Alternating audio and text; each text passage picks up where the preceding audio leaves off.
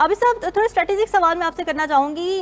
जिन अहदाफ को निशाना बनाया गया आज पाकिस्तान की जानिब से, जिसमें उधमपुर है, पठानकोट है, आदमपुर एयरबेस है, इसकी स्ट्रेटेजिक वैल्यू क्या है? देखें, किसी भी मिलिट्री तंसीब की जो स्ट्रेटेजिक वैल्यू है वो तो जाहिर है कि उनके in the support of military plans होती है, जो उस मुल्क के प्लान्स होते हैं और उसमें उसकी बड़ी अहमियत होती है। जाहिर है कि इन एयर बेसिस के ऊपर जो अटैक है और इनकी जो डिस्ट्रॉय वो उनके जो और प्लान्स हैं उनको बड़ी सिवियरली अफेक्ट करेगी।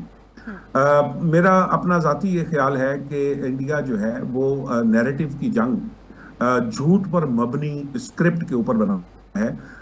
ये एक इंतहाई पुअरली रिटन बॉलीवुड स्क्रिप्ट है। अभी जिस तरह आपने बात सुनी, अगर आप का फुटेज देखें तो जो उन्होंने प्रोजेक्टाइल्स की फुटिंग दिखाई है ईस्टर्न पंजाब के अंदर, उसके इर्द गिर्द घास भी है।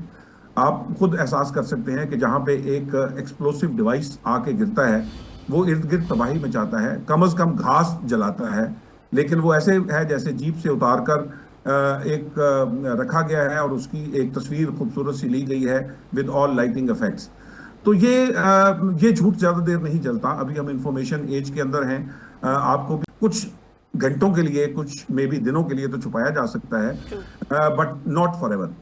हमें इसमें याद रखना चाहिए कि क्राइसिस जो हैं वो उस दिन के लिए क्राइसिस नहीं होते जिस दिन वो हो रहे होते हैं, but there is another day.